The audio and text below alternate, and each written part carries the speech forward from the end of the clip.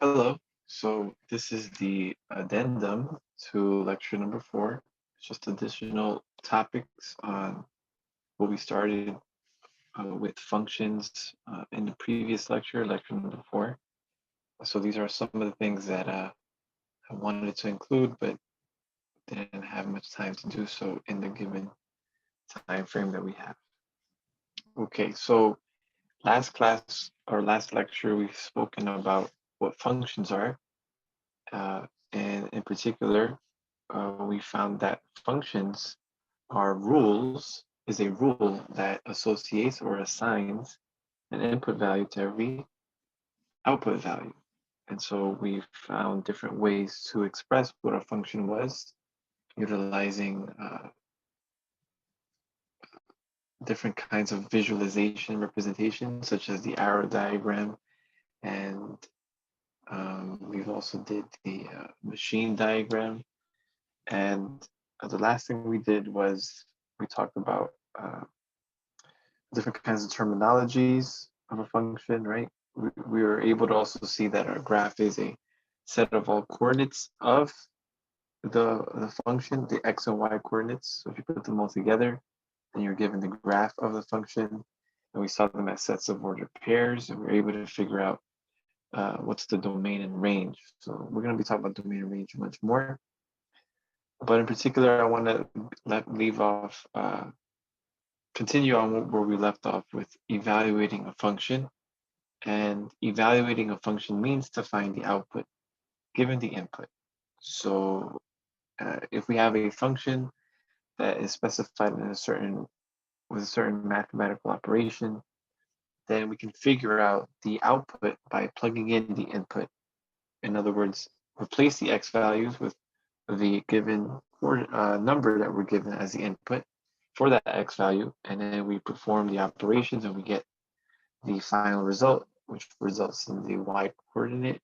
And so we were able to create the coordinates x, y. And then the last thing we did was we noticed that we don't only have to have inputs being numbers, we can also have them being other variables and other algebraic expressions. And so with that, we'll start what is called the difference quotient.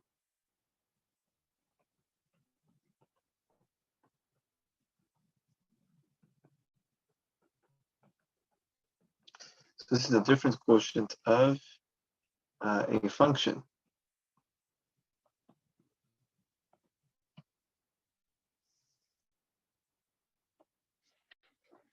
So the difference quotient of a function, so any function, as we recall, so a function oftentimes is written like y equals f of x. That's our function, right? And what's the difference quotient?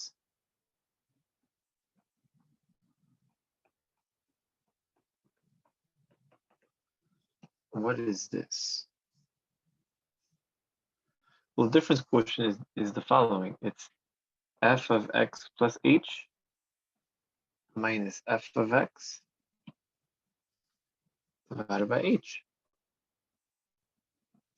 That is the difference quotient. Now, this term, this whole expression here is heavily used in understanding limits, derivatives in Calc 1. So this is something just as a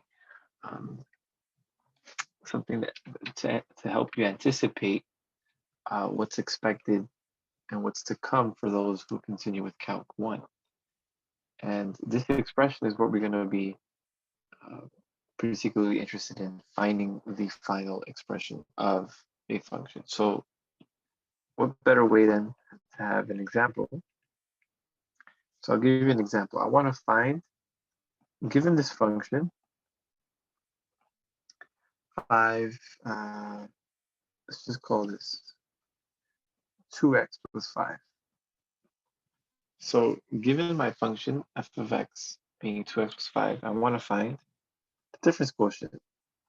Find the difference quotient of f of x. Okay, now if we study this a bit more, this is also a representation of what's called the average rate of change. Really behind this expression is slope.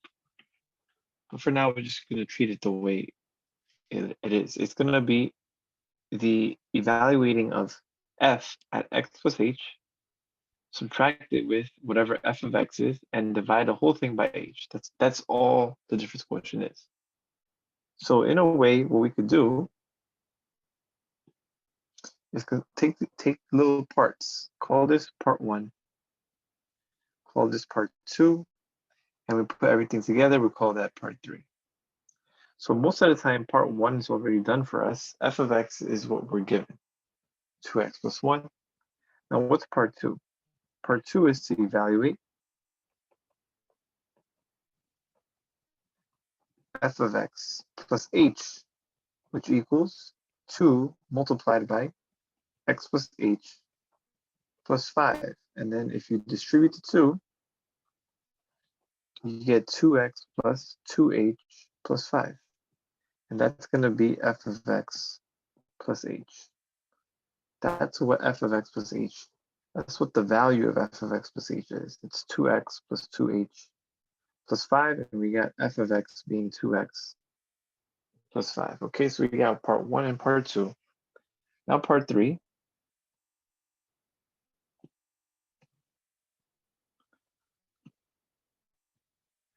Part 3 is putting everything all together. So we're going to now use formula, use difference quotient formula.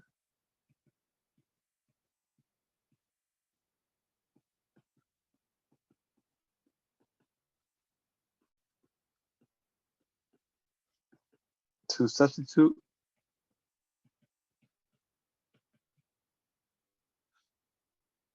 and simplify.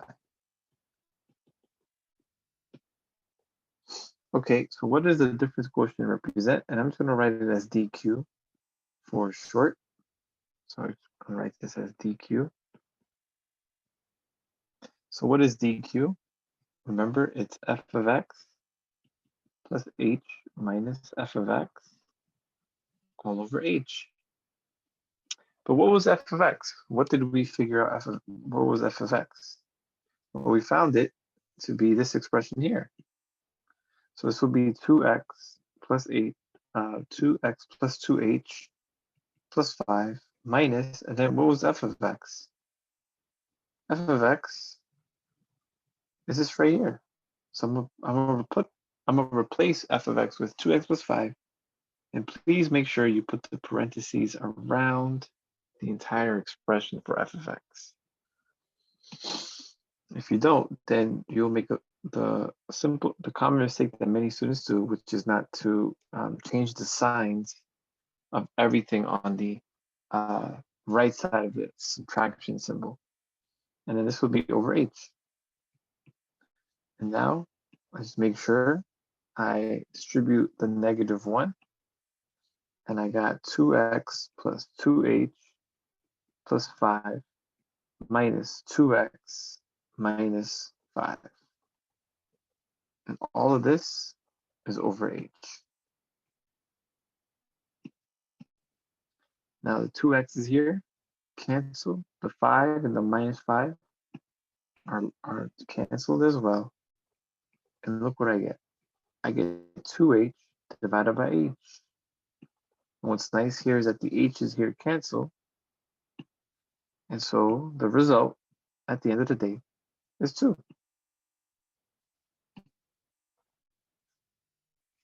So 2 is the difference quotient of my function 2x plus 5. And that's it for this particular example. But of course, we like starting with a basic example just to get our feet wet and just an introduction as to what this difference quotient, how you actually find it and what it means. For now, we just care about how we get the final answer. You'll learn more of the reason why we even care for it when we talk about when you get into Calc 1, in particular, when we talk about when you learn about what derivatives are. For now, we just have to develop the algebraic ability to find it. Okay, so that's that kind of function. Now, what if I get a function such as this? So if I do f of x equals 3x squared plus 2. Now notice this function here, this is a linear function.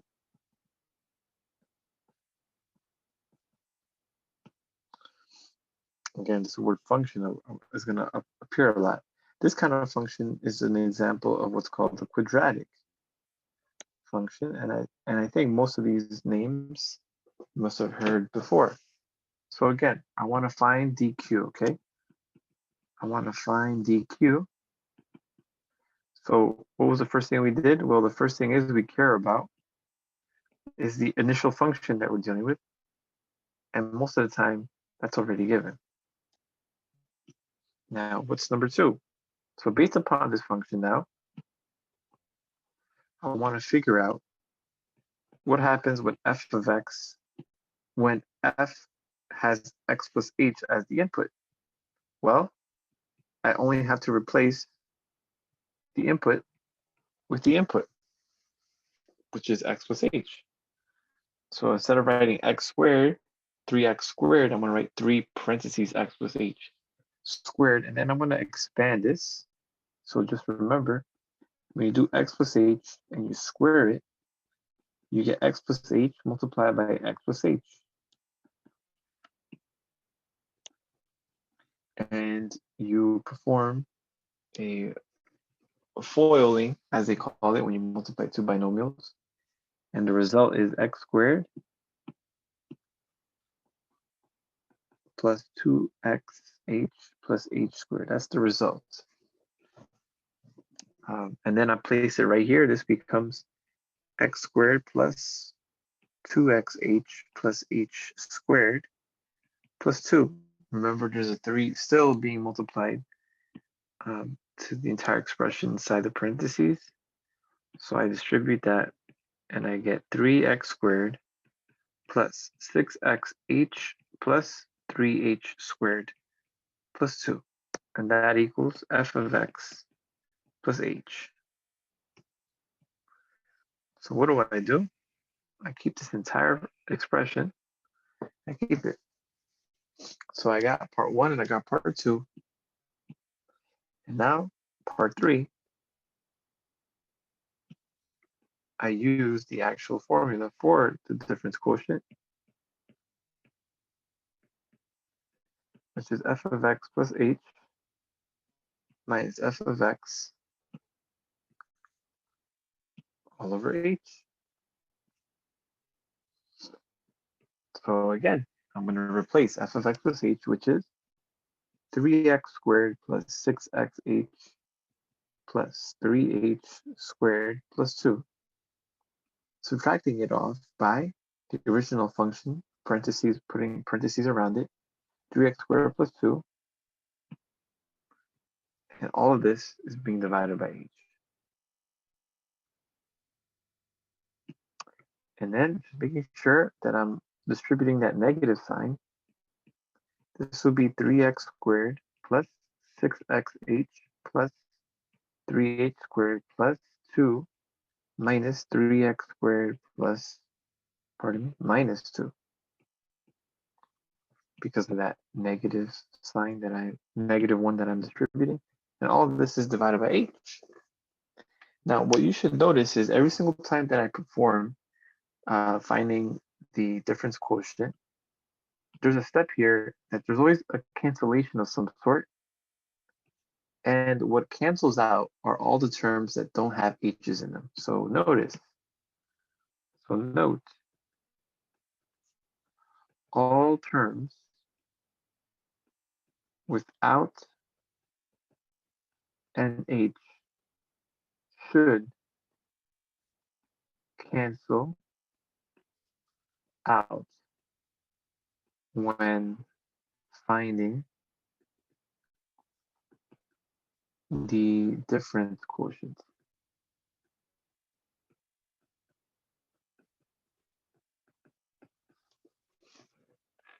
Okay, so 3x squared does not have an x, an h, 2 doesn't have an h, so those cancel out. And what's left? Well, we got a 6xh plus 3h squared, and all of this is divided by h. Now, what do we do here? We still have to simplify. What you should notice is that the numerator could be factored. So I can factor out the h. And I get 6x plus 3h. And all of this is being divided by h. This is a product in the numerator, h times parentheses 6x plus 3h. And we're dividing that by h, which implies that the h's here cancel. And then my final answer is 6x plus 3h. This is my difference quotient for the given function that I started with. That's the difference quotient. In this case now, it wasn't just a number as our first example was. In this case, 3x plus 2 resulted in 6x plus 3h. Okay? So we went from having a linear function, finding a difference quotient for that, and now having a quadratic function to find a difference quotient for that function. Okay? Excellent. So now the question becomes, what happens when I have an example such as this one? Just see one. Yes, okay. So what if I have an example of a function that looks like this, 1 over x plus 1 instead. Now this function is not a linear nor a quadratic function. We'll talk about this kind of function later into the semester, midway into through the semester. This is an example of what's called a rational function.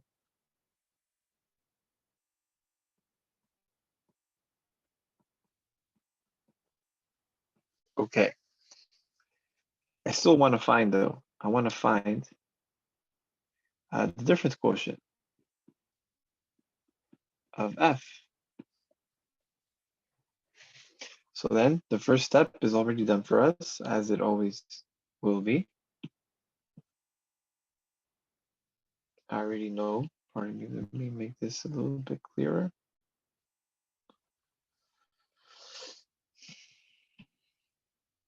We're given the first part. Now the second part, I'm plugging in x plus h. This is 1 over x plus h plus 1. Okay? So this is going to be the harder example out of the 3 that we're discussing for difference quotients. But if you get this one, then you're in good shape. So then what is the difference quotient? It's f of x plus h minus f of x. And all of this is over h. Now, what is f of x plus h? It's 1 over x plus h plus 1. And then what's f of x? It's 1 over x plus 1. And this entire thing is being divided by h.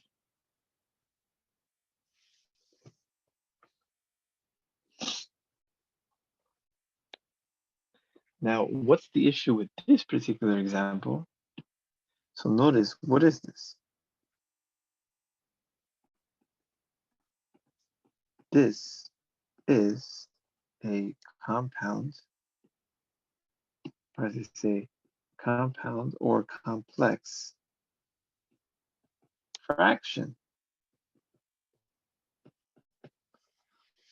So this is a compound complex fraction. I need to simplify complex fractions. This is why we even reviewed simplifying complex fractions. So I must simplify. Must simplify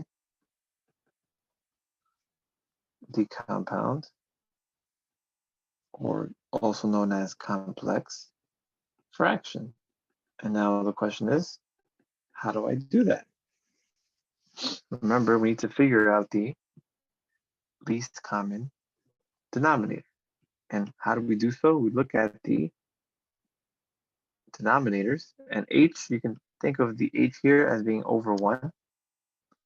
So I have 3 denominators within the fraction, and 1 is it's something you don't have to really consider much for this. So we really only have to consider these 2 expressions, and the least common denominator, the LCD, happens to be the product x plus h plus 1 times x plus 1, right? It's just the product of those 2 expressions, because these 2 expressions, despite the fact that they both have an x and they both have a 1 in it, the moment I added this plus h, it becomes a totally different expression, and we can't compare them. So we have to find a least common multiple of them, and the only way it's possible is if you multiply them together. So then what was the story behind simplifying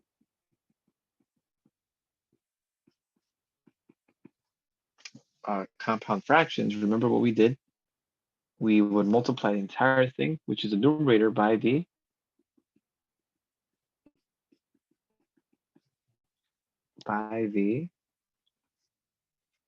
LCD, and we'd also do that in the denominator.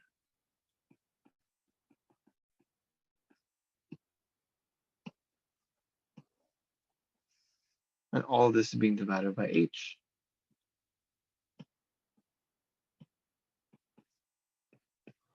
So what am I going to do now? I'm going to distribute. I'm going to distribute into this fraction and into this fraction. So look what I get. I get x plus h plus 1 being multiplied by the LCD. X plus h plus 1 times x plus 1. Subtract that from 1 over x minus 1 multiplied by x plus h plus 1 x plus 1. Pardon me, that's an x plus 1, yes. So this should be plus, it should be plus.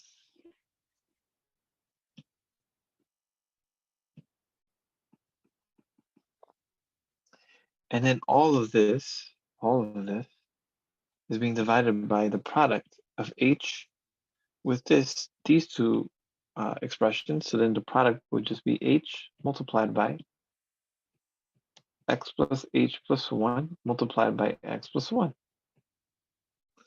Okay, so I'm taking this step by step, just so none of these steps there's no gaps between any of the steps that we have. So we realize that our function at the end is a complex fraction when we try to find difference quotient. So we have to simplify it, pardon me, and so then therefore we have to find the LCD, and that's why we multiply the numerator and the denominator by the LCD, so that I can do the following. Now I can cancel out the common terms here, x plus 1 with x plus 1, and look what I get. This is not going to be a clean, pretty example, but we have to know how to do this regardless. This becomes 1 times x plus h plus 1. And all of this is being divided by h times x plus h plus 1 times x plus 1. And now the numerator, the denominator, I'm I don't have to, I could multiply things out, but it's okay to just leave it. It's no problem if we just leave it. Leave the denominator alone. However, the numerator could be further simplified. So why don't we do that? 1 times x plus 1 is just x plus 1. And then -1 times this expression here, I must remember to distribute that -1. So it becomes -x minus h minus 1. And what happens in the numerator? The terms without the h cancel again. And the only thing that survives the cancellation process in the numerator has a -h. And then you divide this out here, and you get h multiplied by x plus h plus 1 times x plus 1. And one last thing, since this is a multiplication, and there's a division symbol there with the fraction symbol, the h's here cancel. So remember, I can't cancel this h with this h. The reason why is because this has parentheses within it. So we always apply the parentheses first. So we can't jump the gun and divide it. However, we could divide these h's because they're separated by division and multiplication. So they're inverse operations. And so I can apply those first. And so then the result is -1 in the numerator divided by x plus h plus 1 times x plus 1. And this is my difference quotient.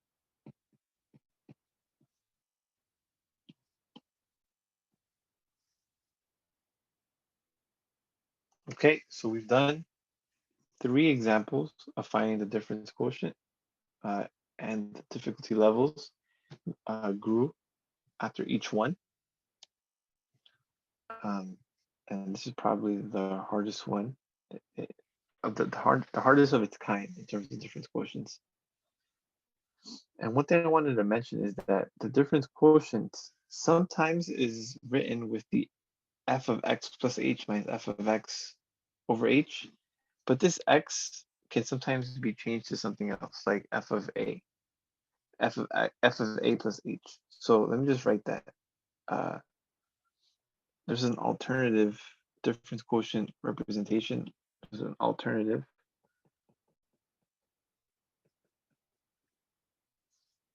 difference quotient, alternative way to represent difference quotient, and that's when you use, instead of x, you use a. Still have the h there, but that's all. And that shouldn't phase anyone here. So basically, when we do it like this, that means that the result at the end, instead of having x's in the expression, you have an a. You have the a's in the places where you see the x's. So that's the only difference. Okay. So let me do an example. Hopefully this makes more sense now.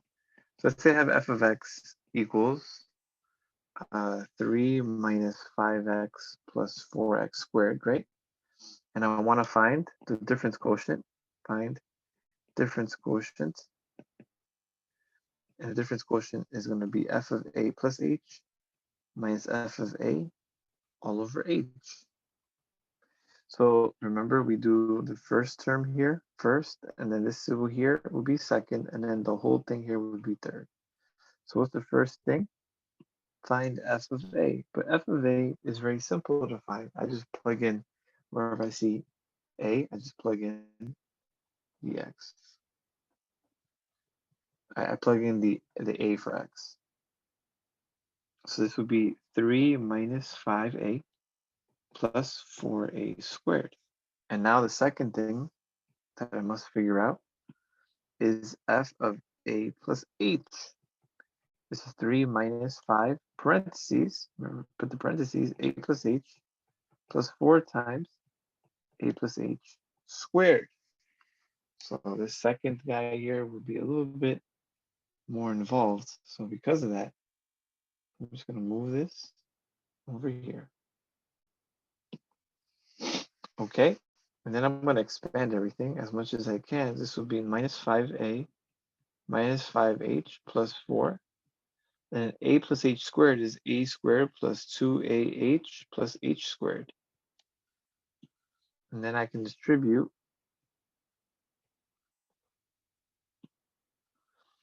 This becomes 3 minus 5a minus 5h plus 4a squared plus 8ah plus 4h squared. So that's my whole expression. And now part 3, difference quotient is f of a plus h minus f of a, and this is all over h. But I already know what f of a plus h is. I just found that. And it's going to be 3 minus 5a minus 5h plus 4a squared plus 8ah plus 4h squared. So this entire thing here is f of a plus h. Then I'm going to subtract that by f of a. What is f of a? Well, I figured it out over there. This is 3 minus 5a plus 4a squared. And remember, put the parentheses around this entire thing. And this here, that's f of a. And this whole difference here is being divided by one single variable or term here, which is h. Then I must remember there's a minus 1 here. Distribute.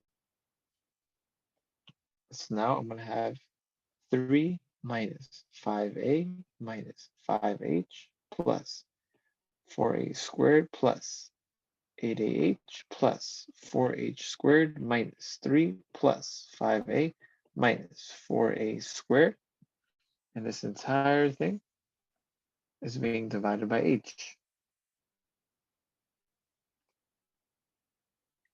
And remember what happens at this point now? Everything here, the 3's will cancel. The 5a's will cancel, and the 4a squareds will cancel, and the result will have terms minus 5h plus 8h plus 4h squared. You see, everything here has an h in it, and it's being divided by h. And then we start to simplify. So what do? We factor out the 8 in the numerator, and I'm left with negative 5 plus 8a plus 4h parentheses. This whole thing is being divided by h. So then the h's here cancel out.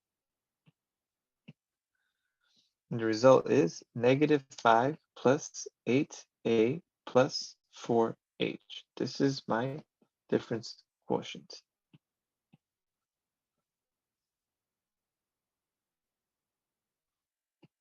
Let me do this bigger one. So that's my difference quotient. It's negative 5 plus 8a plus 4h. Okay, so I think we've definitely discussed several ways, different examples to find the difference quotient. A little variety doesn't hurt nobody. Okay, good. So we have difference quotients, and now next thing we do is the vertical line test, and I'm pretty sure many of you have heard the vertical line test. So the vertical line test is just a test to indicate whether or not a graph represents a function. So the second thing is vertical line test.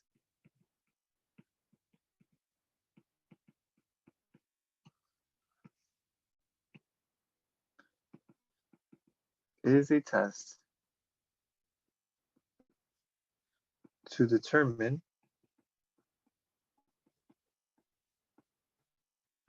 whether a given graph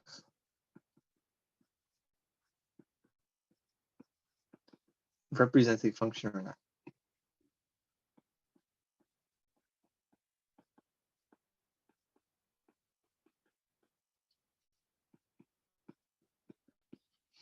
So what does the test entail? It entails drawing vertical lines, lines that are parallel to the y-axis. So then what does the test involve? The vertical line test, I'm gonna call this VLT for short, for abbreviation. So VLT entails drawing vertical lines through the graph.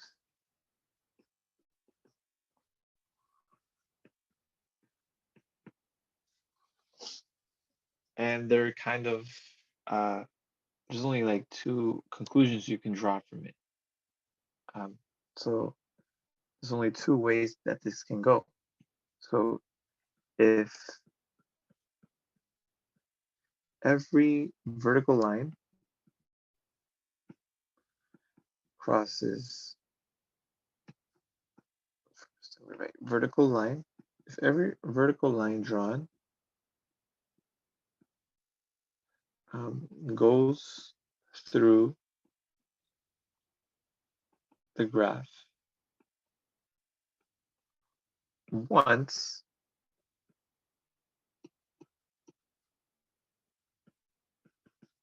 then the graph represents a function.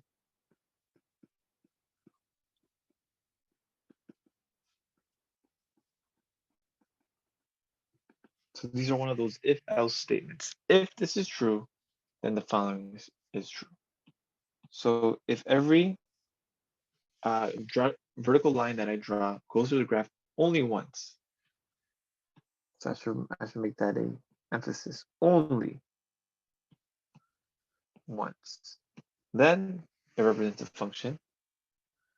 If not, if there is at least one vertical line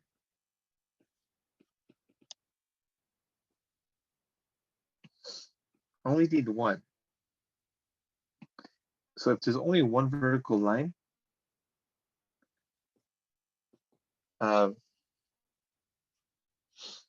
that goes through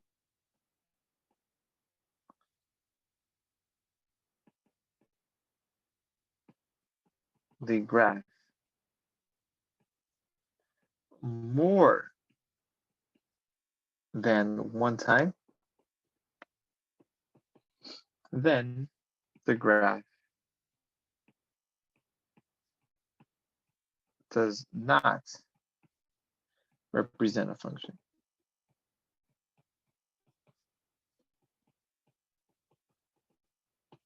It's simple as that. So if you have every line that you draw vertically, it only crosses it once, then the graph represents a function. Whereas if there's only one vertical line that goes through the graph more than one time, then it doesn't represent a function. So I'll give you an example. So if y equals x squared, many of you have seen the graph of this function. It's simply a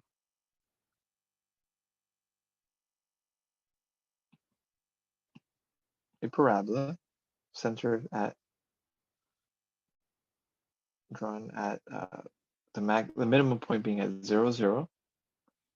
And then this goes on forever. Again, it's just an example. If I draw vertical lines,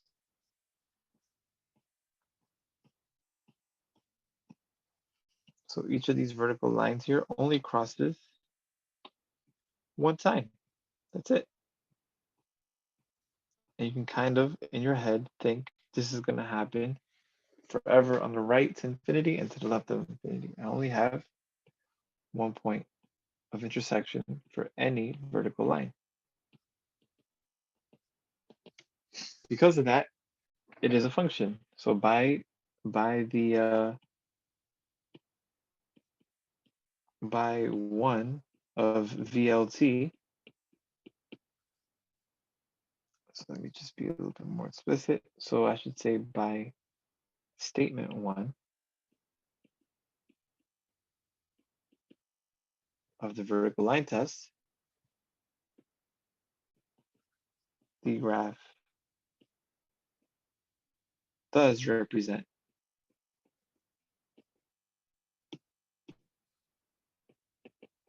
a function.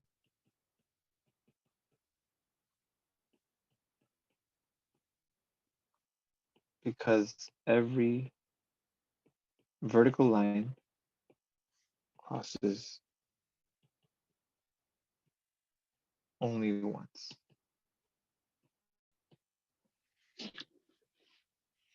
Okay, and then I'll give you an example of a function that, or of a graph that is not a function. So if I do something like this,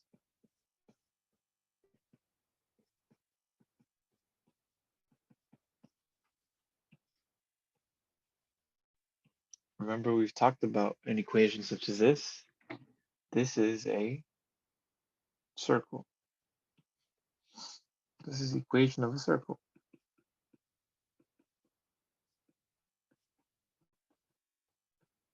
And we know the center,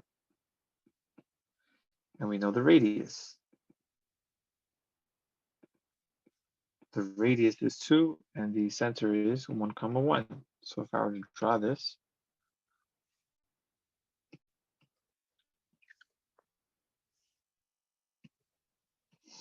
this is 1, this is 1, so this is my center right here.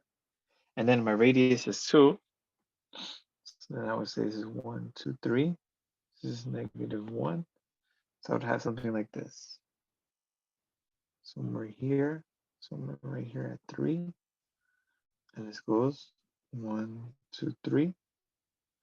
This is something like this.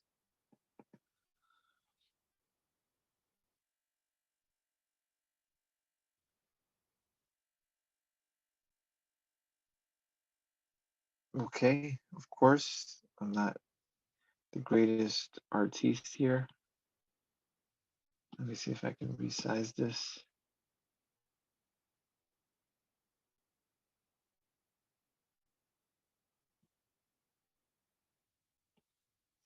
But yeah,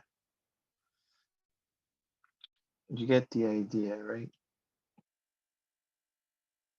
Again, it's not drawn to scale,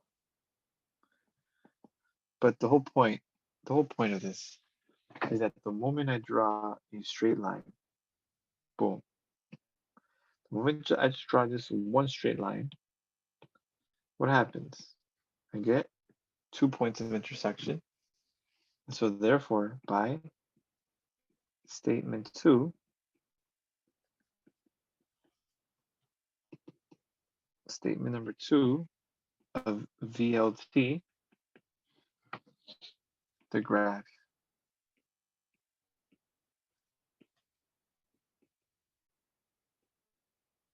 does not represent the function.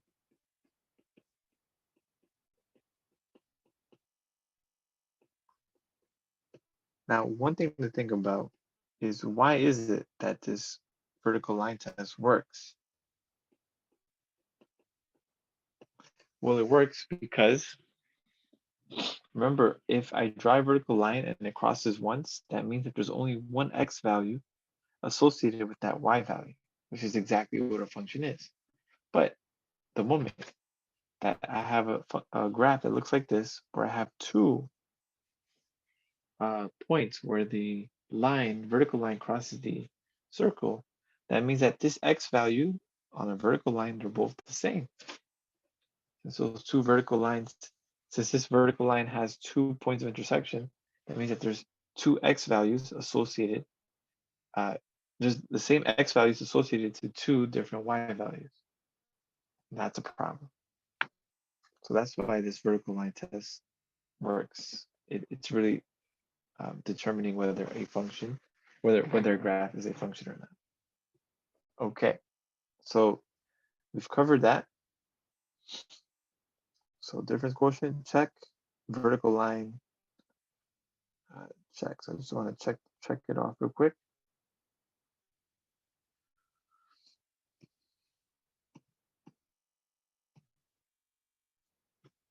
Now we're going to talk about algebraically finding the domain of a function.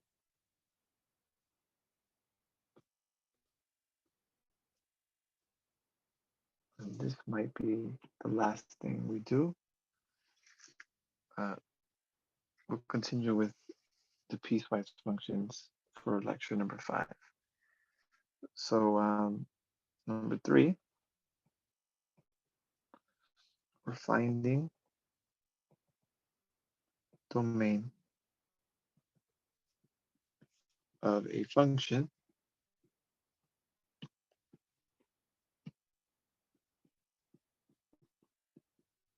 algebraically. So we're not graphing much at the moment.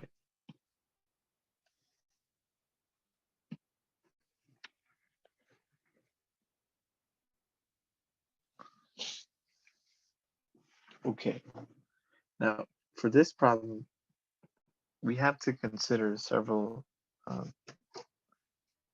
situations, several different kinds of functions.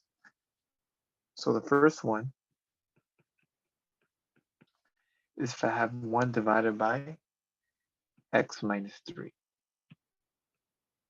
So again, this is an example of what's called a rational function. We'll talk about more about what rational functions are a bit later into the semester. But this is just a simple example of one rational function. And I want to find the domain. Now, remember what the domain is, just to recall. The domain is the set of all input values of a function. And I'll put in parentheses that have a output value associated with it.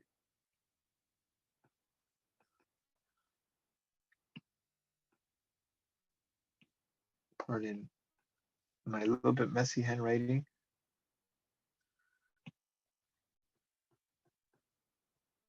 That have an output value associated with it.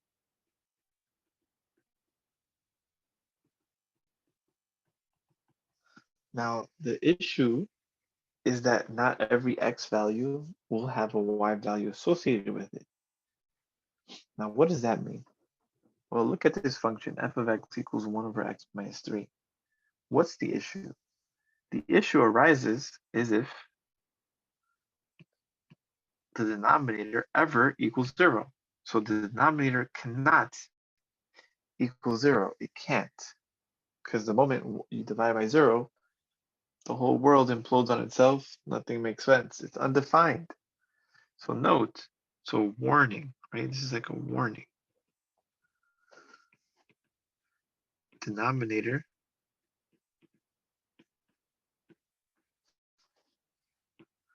cannot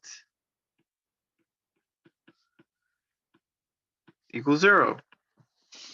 That's the only real warning that I have whenever I take care of functions that look like this.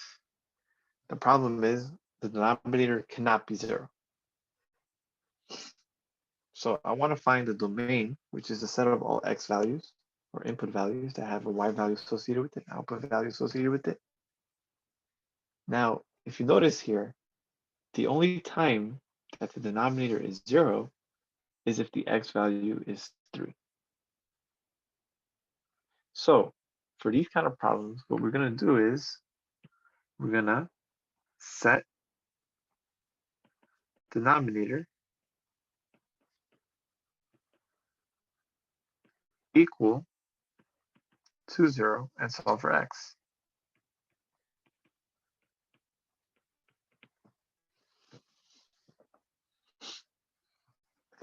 And what are we essentially finding when I do this? So what is this point here? What is this value for x? So this is this value is not in the domain. Why not? Because it produces an undefined value for my function. Would produce or yield a undefined value.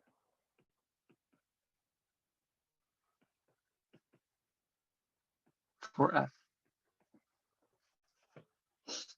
And now the good thing about this is that this x value is the only such value. It's the only such value that would make my denominator equal 0.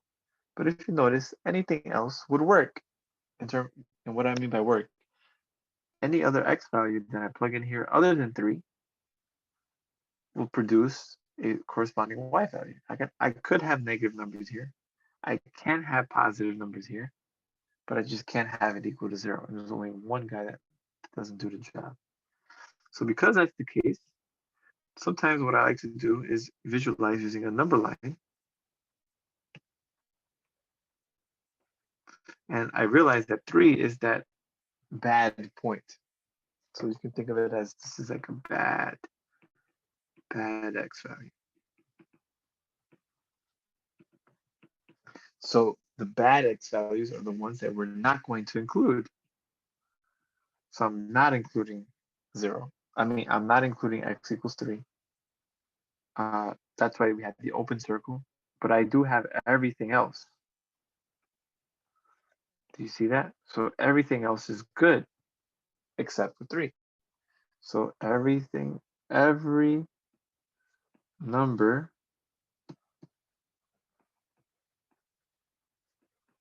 for x works, quote unquote, and then we talked about what works means. It has a y value, except for x equals 3. So x cannot be 3. That's the whole point. So what's my domain? So what's my domain of f? Well, I can write this now in interval notation.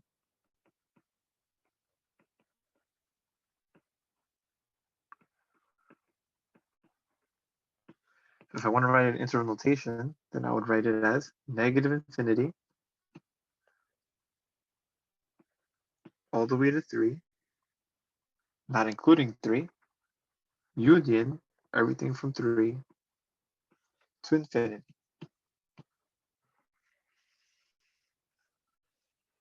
So that's my domain. That's my domain. Simple as that.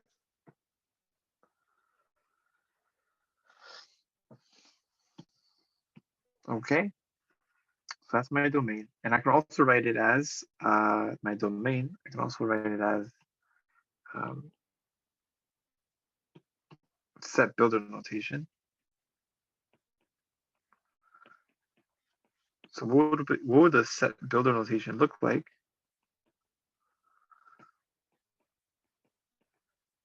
I can write this as the parentheses x, all x values, and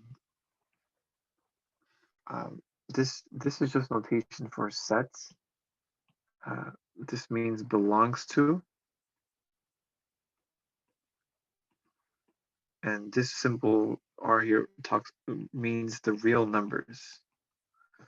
So we're saying the set of my domain is a set of all real numbers, and then this straight line here means such that. So all these symbols mean stuff. They have words that can represent it. So we can also say this in words, or we can write this symbolically, as we're doing now. So it's all the x values that belong to the real number, the set of real numbers. But the only condition that we have is that x cannot be 0. That's the only condition. And then we close this up. So here, So the expression that we write after that first vertical line, that's like the condition to be in a set. Condition for being in set. If you do meet the condition, if you satisfy it, then you are in the set, which means that you are in my domain. Now, for the most part though, for the most part at least, you won't be using the set builder notation as much. I just want you to still be able to figure out how to express it in set builder notation. Most of the time, we're going to be dealing with interval notation. Okay? All right, so let's look at another example. I'll give you two more and then we'll be done. So we also have situations where, for example, our function looks like this.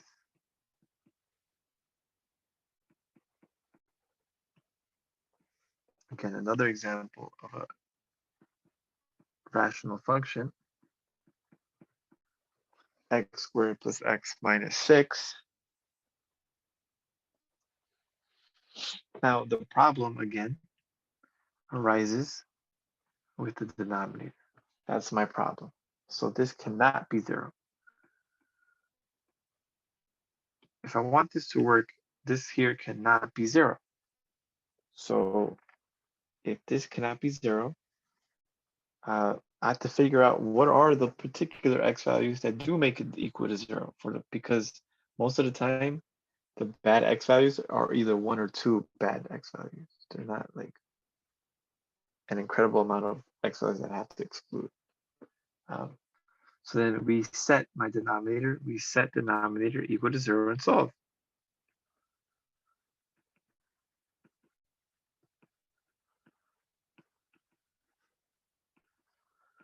And solve for x.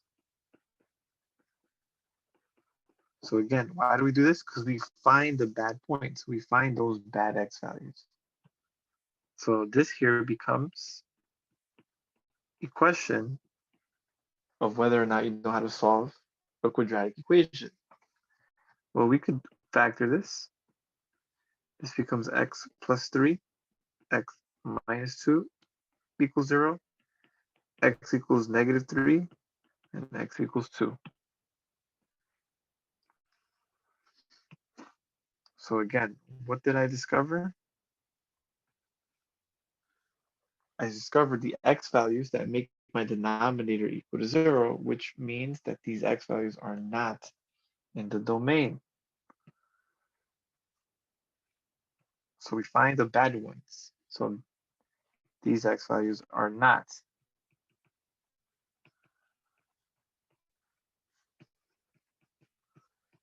in domain of F. So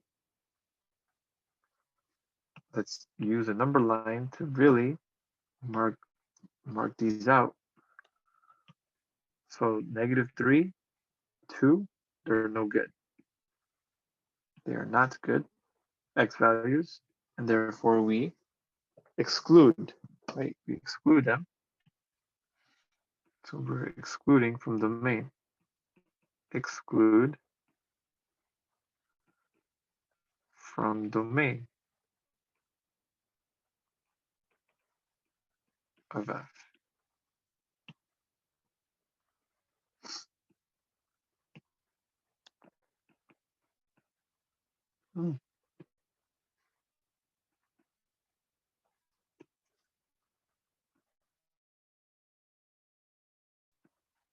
But just because I exclude them does not mean I exclude everything else. On the contrary, I include everything else. So now look what I have. I have a number line with 3 intervals. So then how would I write this as my domain? So the domain of F. So it's going to be everything from negative infinity all the way to negative 3, union it to negative 3 to 2, union that to 2 to infinity. And there you have it.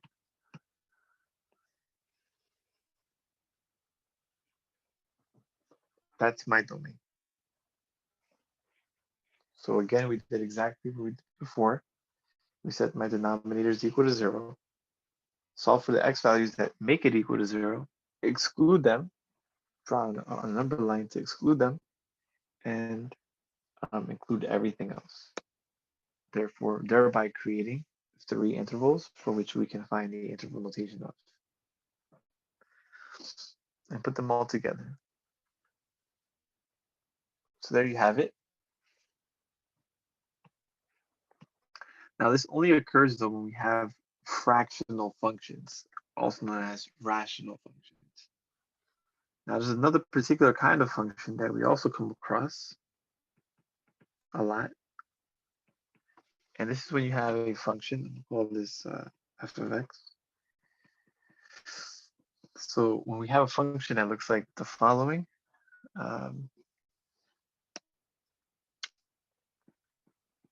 x plus 1, the square root of x plus 1. Now, there's nothing to be dividing by 0, so we don't have to worry about that. But this is a square root function. So please make note of that. So note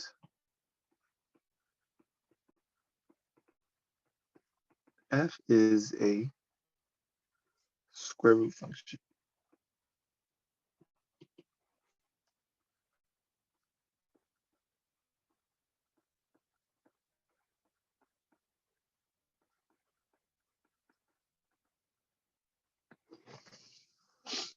A square root function can never be negative.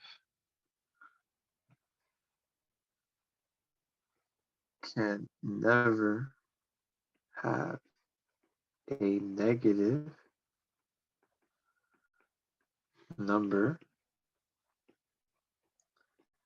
under the radical to produce a real number. To produce a real number. Some of you may have come across what happens when you have a square root of a negative number, and that produces what are called imaginary numbers. For this class, we're not going to be discussing imaginary numbers nor complex numbers. So what we care about is that the expression underneath the square root function is always bigger or equal to 0. So that's why we set expression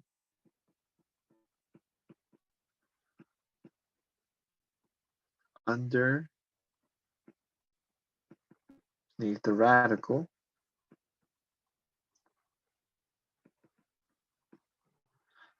greater than or equal to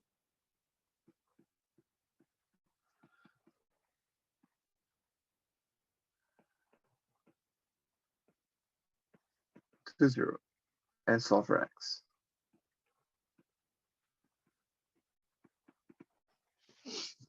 Okay, so we take my expression underneath x plus 1.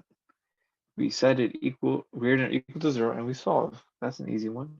X is bigger than or equal to negative 1, because we subtract by negative 1 on both sides. So x is greater than or equal to negative 1. And I'm going to do the same exact thing that I've done before.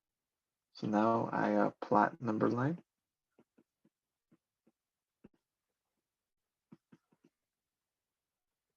And shade. And shade.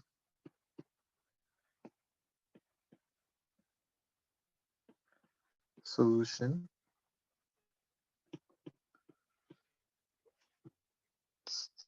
The tip of my pencil here is wearing out. That's why there's a lot of like little scribbles.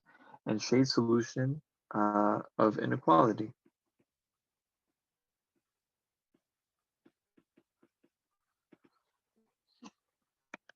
So draw the line.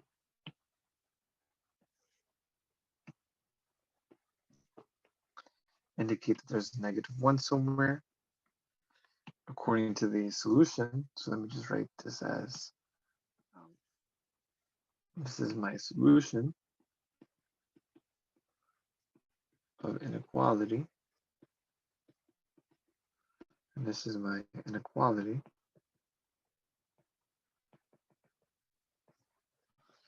I'm shading it to the right of -1, and I'm including it. So then what would be the domain? The domain is including -1 all the way to positive infinity.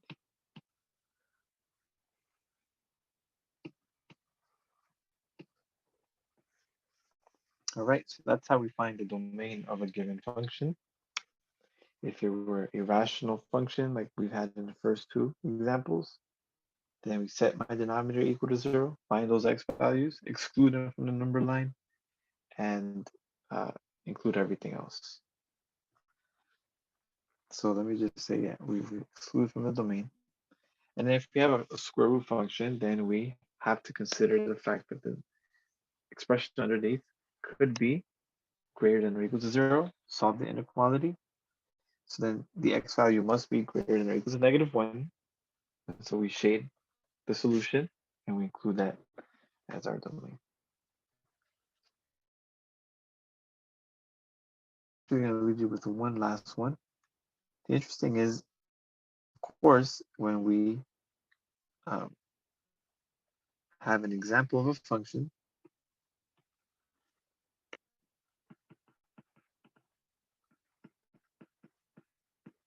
that has something like this. So what if I have the square root of 2 plus x, and I'm dividing that by 3 minus x. So now I have several things to take care of. I have to take care of two things. So this is when you have a combination. Note, this is a combination of functions, not just one.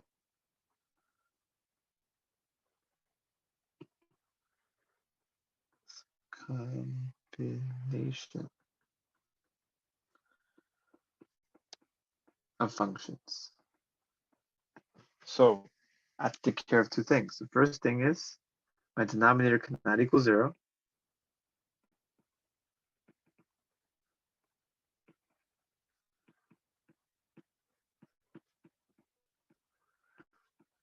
So that means that I need to find out what would make it equal to 0.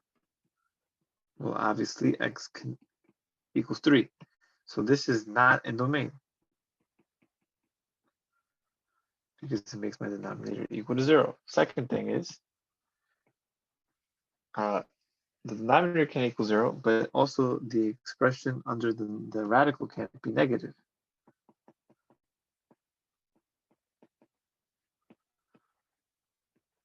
Under square root cannot be negative. So I have to set up an inequality.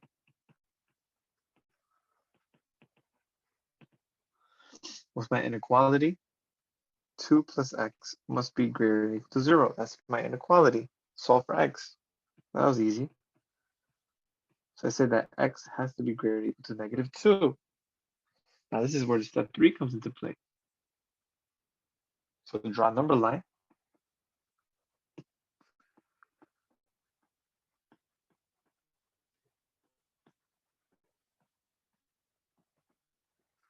So the first thing is shade solution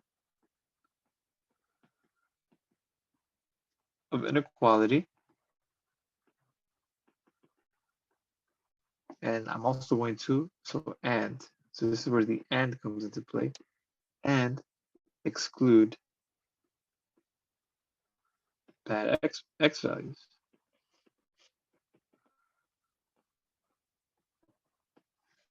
So this is the bad one.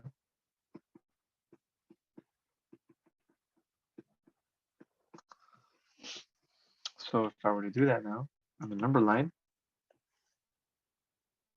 I want the x values to be bigger than -2. So I'm including -2 as well.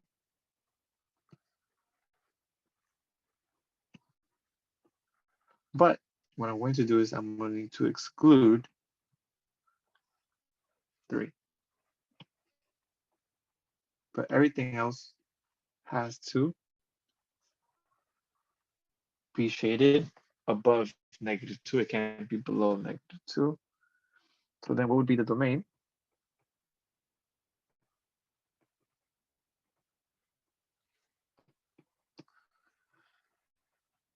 Domain of f is -2 to 3, excluding 3, and including everything above 3. So that this is my domain. Okay, and so we have concluded the additional recording for lecture number 4.